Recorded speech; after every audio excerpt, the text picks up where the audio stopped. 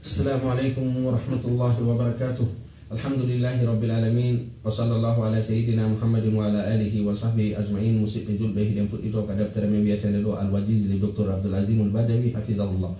Haray ingin de deftere do ko al-wajiz de innete haray den tori jama'on fala be daru de video di do yo be abono yo do share sabu haray sida aboni nato yo be te kadi haray kala video mamin watti nder ton hara ay hi ay mo hara nada bitirgol goto e goto sabu hara defte buyi meden mari programme wadu godde wadama godde kadi no sata wadede inchallah haray no musibe julbe ko addi men wadu dum do ko de tawde leñol men gol yaari e nder aduna Allah o fop tawa kanyum kadi haray no wodi nokkeli go ka tawata hara jannowo ala ma haysi jannowo hino wodi hara no woddondira ma si tay hara woddondira ka kono hara leereji golleji di no seredi surtout won wonbe leyde porto dobe haray hiɗen tori kañum kadi si tawi woni palje waɗi e muɗum yo yaafo men haray ande ko wonɗo en e yewtude on haray ko on ɗon itta wooli faljere nden haray kañum kadi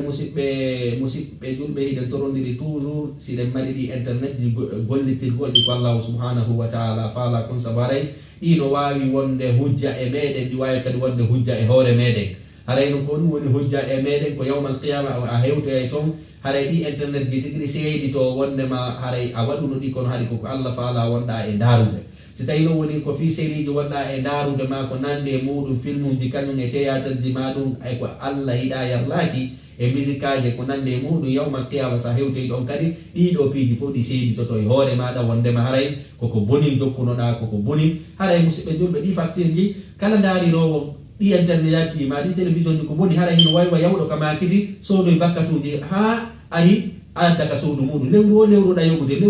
yogude ko ɗum waɗi ko toriɗen jama on haray koyeɓe daaren koyeɓe gollitirɗi aalaji ɗo ko Allah hiɗi yarni sabu haray hiɗi wawi wonde sabu heɓa imanu on iman ɗon wona sabu naata aljanna hande en fuɗɗitoto musidɓe julɓe ka salatu duha haray ko innete kon haray ɗuma julde walluha nden ko nden ɗon kañum kadi innete salatul awwabina haray ko julde tuubayɓe ɓe julde ruttiɓe ko ɗum ɓe nande ruttiɓe sabu ko tuubayɓe ɓe sabu moƴƴereji molanaɗino e muɗum woni ɗo noon masruiyatuha haray ko ɗum sar'ingol haray ko ɗum woni salatul duha on an abi hurayrata ittama seyda ko ɗum woni seydina abu hurayra qala ɓe maki awsani khalili ko ɗum woni jatigi an ko ɗum woni wasiyikelan waajikelan sallallahu alayhi wa sallam bi thalathin piiji tati nulaɗo sallallahu alayhi wa sallam seydina aba hurayra inni wondema haray nulaɗo sallallahu alayhi wa sallam jatigi maɓɓe waajike ɓe piiji tati ara num ɗum bi siyami thalathata ayamin fi kulli shahr horugol balɗe tati wo tati e lewru wo balɗe tati wo e lewru wo haray noon no hiɗa ɗen balɗe tati ɗon koye wonu ayyamul bir ko ɗum woni ñalaɗe daneje ɗen wona sappo e tati sappo e nayyi sappo e joyi wa rak'atay ad-duha kañum e ko ɗum woni haray e ɗuma e darɗe ɗiɗi walluha ɗen nulaɗo sallllahu alayhi wa sallam kañum kadi ko ɗum woni wajunoɓe watta ɓe tertoɗe ɗo few wa an utira qabla an ana nde ɓe waɗata kadi witirire nden ɗo ɓe ɗanade ko ɗiɗo tati aray seyde nulaɗo sallllahu alayhi wa sallam wajori seydina aba hurayra ko wondema lewru wo lewru yoɓe heɓu balɗe tati horaɗe haray kañum kadi walluhaje ɗen taɓe terto few haray kañum kadi wata ɓe yoɓe waɗu witirire nden ɗo yoɓe waloyade ko ɗiɗo tati ɓe jake andi ɗo haray sa hiɗi goɗɗo ko ya yeetomo ko nafatamo kon aduna e lahara haray noon hande ka fewndi nden ɗo woɓɓe sa hiɗiɓe ko fi ko yowodiri e fi aduna tun fi no ɓe yeddira tun Allah wajotodaɓe daaro nden ɗo nulaɗo sallllahu alayhi wa sallam ɓay hiɗi seydina aba hurayra ɓe waaji ɓe ɗo ko tawata ɗiɗo ɗi nafayɓe aduna wo lahara wo fadluha ɓural ko ɗum woni salatu duha on ittama kañum kadi an abi dharin qala rasul sallllahu alayhi wa sallam nulaɗo maki yusbihu ala kulli sulami min ahadikum sadaqa haray no weeta tawata hara guƴe kolli mo kala e moɗon no mari sadaka ɗiɗo piiji fof guƴe kolli on tigi ɗin fof e kañum e ɗaɗi on tigi ɗin fof haray no mari sadaka fa kullu tasbihatin sadaka subbinɗinago wo subbinɗinago ɗum no konte sadaka wa kullu tahmidatin yettore wo yettore kadi no konte sadaka wa kullu tahlilatin kala kadinu gol la ilaha illa allah dun kadinu konte sadaka wa kullu takbiratin kala habbiramu kadinu konte sadaka wa amru bil ma'ruf yamir gol kadiko bojjino ne sadaka wa nahi anil munkar hadu gol ko boni kadino ne sadaka wa yujzi'u min zalika do yona non dido fu dido sadakaji fu hautu sa hautiti fu hunde wotere no wodi de wadata no wayi wasa wadi dido fu ko dum woni dum non rakatay ko darde didi yarkawha min ad-du'a de sujjata ka walluha nula sallallahu alaihi wasallam do be yeti en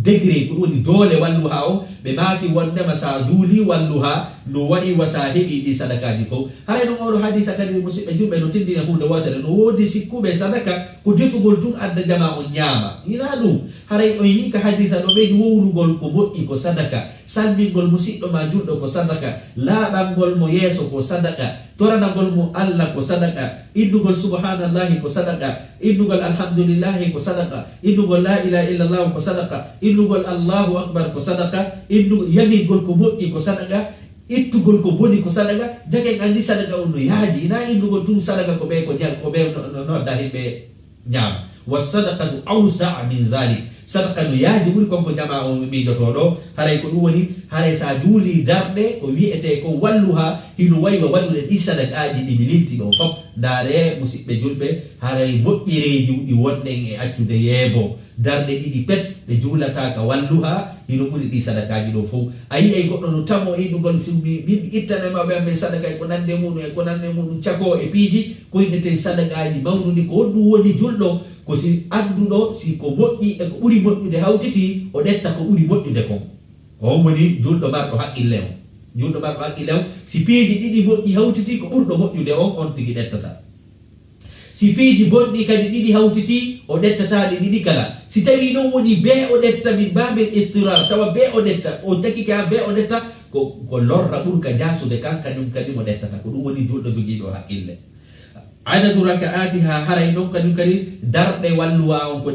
de jedu aqalluha ko buri fandude ko ya julu isnatani darde didi lima sabaka min alhadith sabo haray hadisa en hebino hadisa nula sallallahu alaihi wa sallam hadi be julay ka walluha darde didi wa aktharuha haray non ko buri dudude kadi e julugol walluwa on samanin ko darde jeytati jakayandi walluwa on ida wawi julude darde didi ko don buri fandude ida wawi julude haray ko ennete ko darde jeytati imma julade didi ma jula jeytati haray itama an ummu hani e be sonna belo anna nabiyya sallallahu alaihi wasallam yawma fati nyande makka udditano tasala nula do loti fi baitiha ka ko dum woni ka suudu mabbe fa salla bi juli 8 raka'atin ko dum woni haray darde jeytati beedo sonnabe be maaki wonde ma nyande makka uddutuno nula do loto ino sallallahu alaihi wasallam be naafi ko woni be juli salatul walwa on darde jeytati ka suudu be sonnabe do ka suudu mabbe jaken andi do beedo sonnabe seedi tani ke e wonde ma haray nula sallallahu alaihi wasallam juli darde jeytati afdalu awqatiha ko buri non moddude e wagutuji mayre on haray itama an zaid ibn arqam qala kharaja an-nabi sallallahu alaihi wasallam nula do yalti ala ahli quba be seynike kabiyete don quba e himbe quba o ben haray ko dum woni ko quartier ma innen ko sare wonunde e der sare madina ne wa hum yusalluna duha tayhi be julude walluwa on fa qala be nula do maki salatul awwabin julde tubu be ben rutti be idha wamadat al-fisal ko sitay woni kormoje gelodi dim ko indete al-fisal ko bikkoy gelodi ko si kormoje bikkoy gelodi di wuli ko dum non tiddi ko sinange ge yalti hara yasi wuli seeda nula sallallahu alaihi wa sallam seni tawi be do no julude tawi nange ngen gaynali wulude seeda nge fudi kono nge gaynali wulude seeda nula do maaki haray on ko innete ko salatul duha haray ko buri moƴƴude koyo juulu tuma kormboje ɓikkoye gelodi ɗin wuli seke ko tuma yaasi on wuli seeɗa salatul awwabina haray julde tuubuɓe ɓen ida ramadat ko si wuli alfisali ko ɗum woni kormboje gelodi tosoki ɗin min adduha ka walluha ko ɗum woni ida wamadat alfisalu ko si jarendi ɗin wuli si jarendi ɗin wuli haray no wawi julde walluha jakay andi ka nangue ngen fuɗi woni ɗon seeɗa ɓeydi noon ko ya accu sinange fuɗi koya accu qadra rumhi koya accu wano yeru sogonal wano lañal ko ɗum noon jangɓe ɓen ɗon ini wo koya accu 50 métre kange ɗuma ndege fuɗa koya accu 50 métre hakkude magge e ɗumam mbanum ɓeyni ko singe fuɗude koya habbo 15 minute aji 15 feƴƴa on tuma noon juula walluwa o ittandema ɗon ha hande kadi nge hewte ka zawal ko innete zawal ko tuma nge towi ha nge fewniti hoore anden ɗo hara yiɗi ɗa wawi juulude walluwam kono ko ɗa ɓuura diccede saabu ko ɗon nulaɗo sallllahu alayhi wa sallam juuli ɓeyni salatul awabina haray ko ɗum woni julde ruttiɓe ida wamadati ko si tawi woni wuli alfisali kormoje ɗen min abduha ka duha ko si jaren ni wulima ɗum kormoje bobotiji ni enen ini kormoje geloɗɗin si wuli wo si tawi woni jarendi no wuli haray kadi as-salatu uqayba tuhuri sunnatul wudu haray kadi ɗum kadi no hiɗa wondema kala ka goɗɗo salligi sa juulugol ɓaawo salligagol ngol hara tuma salligiɗa o ara juula tuma salligiɗa o ara juula ɗum ɗon kañum kadi no jeeya e sunna an abi hurayrata ittama seydina aba hurayra anna nabi sallllahu alayhi wa sallam qala nulaɗo ma kanini bilal seydina bilal inda salati subuhi ka subaka ya bilal kayo seydina bilal akhbirni yetin bi arja amalin amiltahu fil islam bi arja ko ɓuri moƴƴude ko ɓuri jortede amalin golle amiltahu ɗe golluɗa fil islami ka dina yetin ko golle honɗe golluɗa ɓurɗe moƴƴude ka nder dina ɗe jokkuɗa wa inni no min sami'tu minani daffana alayka batte sowto teppe maɗen ɓe nulaɗo sallllahu alayhi wa sallam ɓe maki mi nani batte teppe maɗen bayna yadayya fil janna yeeso an ka aljanna haɗe ɗo noon kadi kadi musidɓe julɓe nayi inu seydina bilal de attike nulaɗo natugol ka aljanna la nulaɗo sallllahu alayhi wa sallam inni wondema jangguɓe ɓen ɗo inni wo wondema no way wasi seydina bilal no pooɗude ngeloba mban ɓe naatu fi gollal ngol nulaɗo sallllahu alayhi wa sallam ko nulaɗo yaniriɓe yoɓe naatu ɓe gollana ɓe toon ɗo ɓe seenade jangguɓe ɓen ko ɗum inni wondema haray seydina bilal naatirali toon atti nulaɗo sallllahu alayhi wa sallam ko nulaɗo attoyto yawmal qiyamatu natude aljanna e nder mofte taga ɗen fof itlaqan ko nulaɗo sallllahu alayhi wa sallam attoto natude ka aljanna nulaɗo noon makiɗo ɓe nani batte teppe seydina bilal ɗe yeeso maɓɓe ko inneten seydina ɗo kadi ko yamirore nulaɗo sallllahu alayhi wa sallam ɓeɗo ɓe naati jangguɓe ɓen inni wo hino wayi wasi tawi woni lanɗo hara no ka nder auto mum cortége makko on no yeeso innetake wondema cortége makko on attike lanɗo on la cortége on wonkitu lawol ngol fiika o rewa haray kadi seydina bilal ko ɗinatirkal janna ɓa yeeso nulaɗo sallllahu alayhi wa sallam ɓe maki wondema haray kala ɓe maki ma amiltu amalan arja indi ɓe maki mi gollani gollal ɓurgal jortade ka an ngal mi andi fof jokka il anni si wona tum lan atatahhar ko ɗum woni mi laɓɓintinotako tohuran laaɓal roni mi salligotako salligi fi sa'atin e sa'a min leylin aw naharin jemma ñalorma ɓe maki min mi ala e waɗude komi andi fof ala e wadde si wona tum tuma mi salligi wo lan atatahhar mi salligotako tohuran ko ɗum salligi fi sa'atin e sa'a min laylin woni ko jemma aw nahari ma ko ñalorma illa sallaytu bidhalika tuhuri so wona mi juuliri on salligi ɗon ma kutiba li an usalli yeru ko allah taaqina nimmi yomi juulu haray koɓe teddini ɗo seydna bilal tuma ɓe salligi wo si ɓe arti ɓe naafay ɗon ha yeru ko allah taaqinani ɓe wo nulaɗo maki ko sabu gollum ko yawitiɗa ɗon ko sabu kumminaniri batte teppe maɗen ka aljanna jaka en andi natugol aljanna musidɓe julɓe haray kañum kadi wona ko satti haray noon haray musidɓe julɓe enen kadi koye wakkilo waɗen sifa ɗeɗo dewe saabu haray en jangguino wondema haray yawmal qiyama si farillaji ɗi manki kaka sunnaji wona e ɗettede joni noon si tawi farillaji ɗi manki tawi sunnaji ɗi ala ka ɗette haray ɗum ɗon no wawi tongude on jogiiɗo ɗen golle ɗon hay si tawi woni o naatoya kal janna kono haray ko ɗum woni o tongoto seeɗa haray musidɓe julɓe ko ni kadi haray woni ñawore walluwa on